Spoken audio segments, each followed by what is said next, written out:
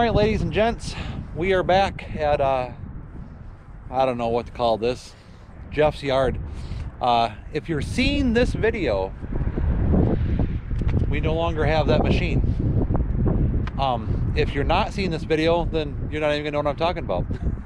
So we're doing this review a little early because we think we might have this machine sold. So Jeff, take her away. All right, so 500 miles on this thing.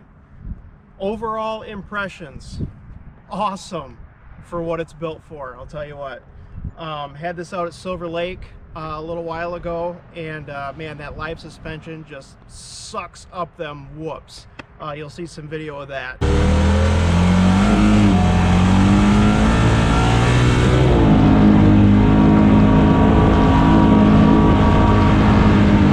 It was absolutely awesome. Could not have been happier.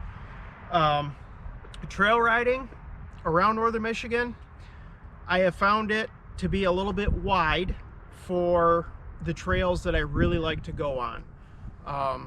So really that is the main reason for us wanting to look elsewhere. It's not because there's anything wrong with it. It's not because we don't like it. It's just because it's not the all-around machine that we were really hoping for. So we're gonna look elsewhere. It's not that big of a deal. So in the past little bit Plus here, I smoked him in the drag strip.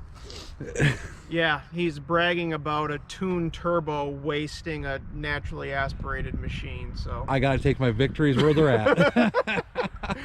So over the course of since February and these 500 miles, we've been jotting down some talking points here and there, and we got some things we want to discuss with you. Definitely going to touch base on the i4 wheel drive, live valve suspension. Got some pros, got some cons, so we're going to go over those. To start out, we're going to go over the cons first, just because I want to make sure that we end on a positive note. Now, these cons are nitpick stuff. There's nothing actually wrong with this machine. It's stuff that I have found that I don't particularly care for, but everything that can be fixed later on down the road. It's not that big of a deal. The first con is more of a head slap for Honda. How did you miss this? Accessory switches. If you have a side-by-side, you want to upgrade it, you want to accessorize it, right? There's no place to put accessory switches in here. Nowhere. Ever. It's crazy. So, what we had to do, we had to go out to a company called XTC Power. And what they did is basically they made a switch plate that takes place of one of your little cubby holes inside the machine. So that gave us 6 accessory switches. Awesome that I had a place to mount accessory switches. Kind of a bummer that I lost a little bit of the very limited cargo space that the Talons actually have. Again, that's a nitpick. It's not that big of a deal. So, I mean, easily fixed. Next little nitpick. I would say this probably has the smallest cargo bed in the sport class. Again, just a nitpick. You can get bed extenders. You can get these cargo boxes that strap in here. It's not that big of a deal, but a little bit bigger bed, especially when you compare it to like the Pro XP, the KRX. I mean, this thing is just minuscule compared to some of the competition. Fueling. Now this is a nitpick that can't be fixed. Come here and look at this. Every other side-by-side on the planet, your gas cap's right there, right? No. Your gas cap's in there. It's crazy. Now, we'll say that if you didn't have the lower doors on, it wouldn't be as big a deal, but still, everybody wants lower doors. I don't know why these things don't just come from the factory with them. Yeah, exactly. So, another little nitpick I have, and this is also something that actually cannot be fixed, the throttle on these, I don't want to say on these, on mine, is extremely touchy. Other ones that I have driven, if you're going through the whoops or a lot of chatter bumps, if your foot's doing that on the accelerator, it stays at the same speed. The electronic throttle control knows that, hey, he doesn't want to do that, and it evens everything out for you. This doesn't have that. When you're going down the chatter bumps, going like that with your foot, it's going, it's crazy. It's like, oh my God, I'm gonna snap an axle or something type crazy. So definitely something that I think they could fix there. And they could fix that with just an ECU flash programming. I mean, that's nothing that they have to really redo, just a flash at the dealership, and I'm positive that they can take care of that part. Let's see here. Next one I have is wheel hop. And if you look on some forums, you're going to see a lot of people talking about this. In deep sand or in deep snow, this thing has horrendous wheel hop, to the point where there are actually some forum posts out there of people that had wheel hops so bad they broke axles. It's insane. And it has something to do with this tire setup. Out at Silver Lake, obviously there's deep sand everywhere, right? You know, you got a 100-foot sand dune that's 100 feet deep. There's deep sand all over the place. Put a set of paddles on the back, put the backs on the fronts, not a single bit of wheel hop, and it performed flawlessly. So a different set of tires, you're going to take care of the wheel hop, not a problem. But it is a little nitpicky on my part. I think they should have done some more testing on that and probably come up with something a little bit better. Okay, next, internal storage. You don't get a lot here, especially when you have to replace one of your little cubby holes with a switch panel because it doesn't come with a switch panel. You have a couple of cup holders, you have kind of a smaller glove box, you have a little bit of a cubby hole down here, but all in all, that's it. You see other places that are going to have a glove box down here, you're going to have another piece of storage up here, you're going to have one up here, you're going to have one above the steering wheel, you're going to have a center console that lifts up and you got some storage there. So, but again, that's all stuff that can be fixed. You can put a center bag in there, you can put door bags on here, you can bump up that storage, but it just doesn't have it out of the gate, so it's going to be in the cons column for us. And last thing, and this is what I believe is kind of a big one, air intake. You will blow through an air filter on this in dusty conditions in 100 miles. 100 miles, folks, and you're buying yourself a new $60 air filter. We're going to insert a couple of pictures. Okay, so this first picture was at 400, actually about 400 miles on the dot, so we'll insert that right here. Bought a new air filter, installed it, went on a Treadheads ride. 140 miles. 140 miles long, quite dusty. Come home, just wanted to see what the air filter looked like. It looked like this. So now I got another air filter on the way. This is crazy. 544 miles, I'm on my third air filter. So I can definitely see why everyone is snorkeling these things, why they're putting the particle separators on. The particle separators are really expensive, but when you think about $55 air filters, how many air filters do you have to buy before you pay for that particle separator? Exactly, and it's going to pay for itself. And again, you know, it's just a design thing. This right here acts as kind of a ram intake. This right here is an intake. So when you're riding on really dusty, nasty conditions, it's just packing that air filter just full of all the nasty crap. Your air comes in here, runs into the intake right in here. So yeah, all the dust kicking up is going right in there immediately. Whereas some other machines, the intake might be in a little better spot. Some are in just as bad spots. Yeah, but, and you know, this is Honda's first sport side-by-side. They're going to have improvements down the road. Honda's still going to have its rock solid reliability, stuff like that. So, you know, these are just some nitpicky things on my part. And that actually is definitely the last of the cons that I have found with this machine. The pros, my God, far outweigh the cons. I'm going to save the suspension and the four-wheel drive till last, or save the best for last for sure. First pro, no belt. I'm never gonna break a belt on this thing. I'll tow the people out that have broken a belt, but I'm never gonna break one.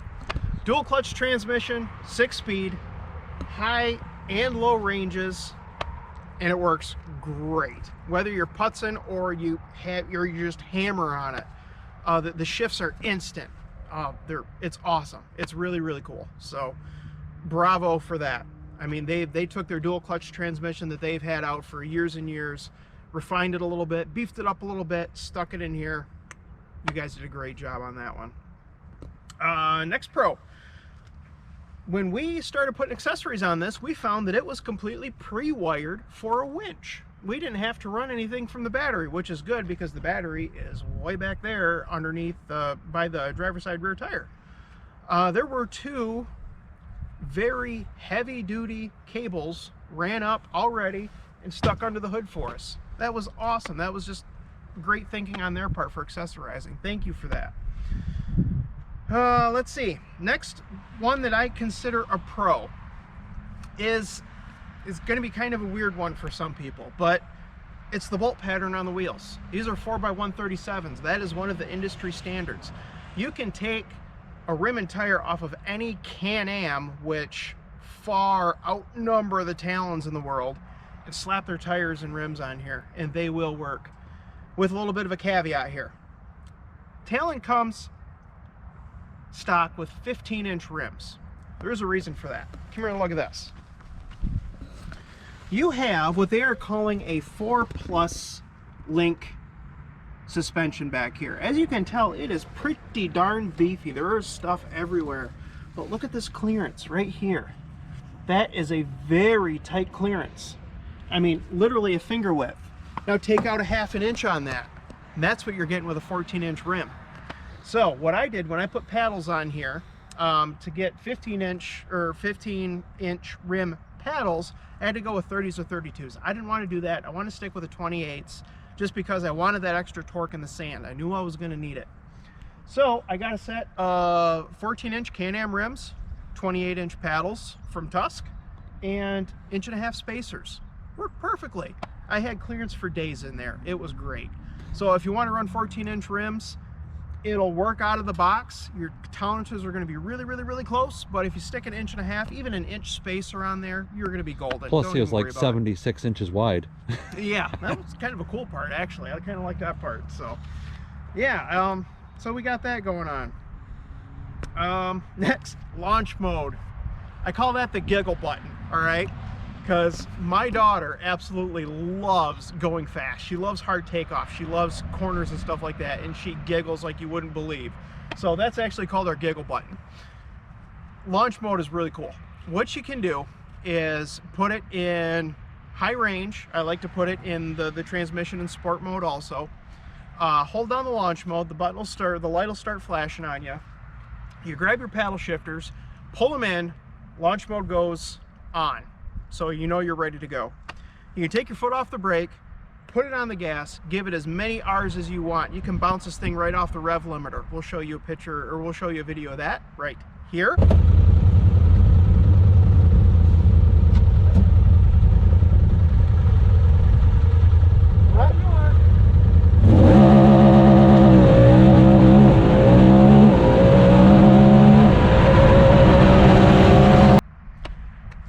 And let go, she sits and gets. And I didn't want to say sit, but you know, monetization stuff. And it's awesome. I mean, it dumps the clutch on you and it just sucks you back in the seat and you're gone. It's really cool. So I'd really like to try launch mode on a Talon that had the Jackson Racing Turbo on it. I think that would be really, really cool. So if anybody knows of anybody that has anything like that and they want to make a video of it, you know, hit us up a little bit. We'd like to see that. So our next pro, the i4-wheel drive. Now I'm a guy that came from a Yamaha that has two types of 4-wheel drive. They have limited slip and then they have a 4-wheel diff lock. And I really thought I was going to be missing that diff lock. Not with i4-wheel drive. This thing basically has like a traction control built into the braking system. So if your front tires have no traction whatsoever, they're both going to spin, not a problem. If one has traction and the other doesn't, like on some of the competitor models, you'll notice that the one that has traction stays put, the one that has no traction goes around in circles. Honda doesn't allow that to happen. The computer knows that you have traction here, you don't have traction here, it is going to lock that wheel with the brakes, sending all of that power to the wheel that has traction, and it's going to get you up and on your way. I've tried it out in mud, sand, snow, all that stuff, and my God, it works great. It really, really, really works great. I think they did a good job there. My last pro that I want to talk about is the live valve suspension. And a couple reasons I really like the live valve. One, just because of the way it works, and two, is the price point that Honda put on their live valve models. You can't touch another smart suspension side-by-side in the industry for the MSRP of this vehicle. Can't even come close. It's crazy. Thousands and thousands less than everybody else out there. And it is absolutely amazing. The live valve on this has 2 modes, not 3 like some of the other ones out there. Has normal and sport. And sport, you know, just gives you a little bit stiffer. Normal is basically your comfort setting. But what really, really, really impressed me about the live valve suspensions is what it does when you're not even trying to make it do it. And what I mean by that is whether you're in normal mode or sport mode, the computer knows when you're doing certain things and does certain things for you. For instance, going around a sharp corner, it's going to stiffen the suspension on one side, soften the suspension on the other to reduce body roll. Hard on the brakes, it's going to stiffen up the front, weaken up the back. Hard on the gas, stiffens up the back, weakens up the front. Go airborne on this thing. It knows as soon as that suspension drops, hey, we're in the air. Full firm until you land, and then you're right back into whatever mode that you started with. I've tried them all. They all work. All really, really good. Now, granted, I didn't get much air. Got, a little bit of air, because anybody else that's read anything or heard anything about the Talons know they're a little bit bucky in the back end when you're off the ground, which is true. I did find that with this one. $600 in shock therapy, folks. That solves that problem right there. So there you go. So all in all, let's kind of take you for a look around here. Oh, actually, I have another pro, and that has to do with the harnesses. These things were crazy easy to install. Honda made it very, very easy to get to your points on both sides, where some of the other vehicles out there, they're a real pain in the butt to get to. Honda made this install a cinch. What do we do it in 20 minutes? Yeah, the worst part it wasn't bad at all. The worst part is removing the factory seat belts. With red Loctite. They put red Loctite on them, so yeah, it was the big impact that day. But yeah, it worked out really, really well. I mean, really, folks, all in all, this Honda Talon, they're great units, man. They really, really are. Looking back on it, I wish I would have got the X model. Just because Northern Michigan, tight woodland trails, it would have done a lot better. The X models are 5 inches shorter, 5 inches narrower, and have 5 inches less suspension travel. So that would have really come in handy in some of the tight woodland trails that we found that this just really didn't do the best in. Do I regret buying the R? Heck no. This thing has been a ton of fun. But for what we want to do, for what we want to do in the future, for what we want to do now, I think there's better units out there for us. So that's why we're letting her go. Maybe even multiple units. Yeah, we're actually kind of thinking about that. Maybe a nice turbo unit for the sand dunes and the go fast trips, and maybe a nice little thin or a narrow trail unit for the woods. We don't know yet, so we'll keep checking back, and we'll tell you what we decide on that one. But yeah, and I really wish we had more B-roll for you guys. The weather has not been cooperating with us. It's actually sucked. I was really hoping that we'd have some, some high-speed, pass by shots and stuff like that. Just didn't really work out, but what we have from the Silver Lake trip, you'll see that, and hope that's enough to should have a little bit of St. Helen, I think. Yep, got some St. Helen. Which you've probably already seen, because I've probably already inserted it. So. Yeah, and that St. Helen was really the chatter bumps. If these things need anything out of the box, mechanical wise, I would say tender springs. Maybe not necessarily full shock therapy, but a good set of tender springs would really soften up the ride on this a bit. I really think that that's something they should have gone for there. But all in all, good unit. Neil rode in it. He experienced the live valve. He was pretty impressed. So yeah, the live valve was something else in the sand dunes. yeah, I wish we could have had better video in the sand dunes. All you have is cockpit footage. I've got, it doesn't really show how the whoops really were. I mean, we had some pretty good sized ones out there. yeah. So really, folks, for 500 miles, that's pretty much all I have to say. Would I buy it again if I live somewhere else? Heck yeah, I'd definitely buy one of these again. Wouldn't even hesitate. Great machine. I mean, it says Honda on it. You're gonna have rock solid reliability forever. So if you're on the fence about one and you're looking for a wide open ripper with a suspension that'll just suck up them bumps on you, Talon R is the way to go, man. I mean, really take a good serious look at them, and for an MSRP of $23,099, you're not going to find another smart suspension machine out there for that. You're not. Honda's where it's at for that price point. So take a look at them. So I hope this gave you guys some good information. I hope it helped you guys out some. If you have any more questions on it, please leave us a comment. We'll check those daily and get back with you as soon as we can. And also, you know, check out our other videos. Check us out. Instagram, Facebook, TikTok. Hit that subscribe button, hit that like button, hit the notification button while you're at it, while you're down there. Why not? It's all fun.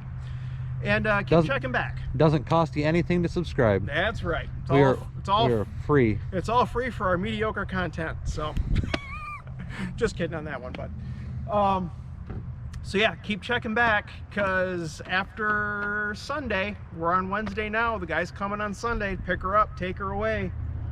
The hunt begins again, folks, for the next side-by-side. So stick around, see what we end up with. Once again, thank you all for supporting the channel. Thank you all for watching. Keep it safe, and we will see you on the trails.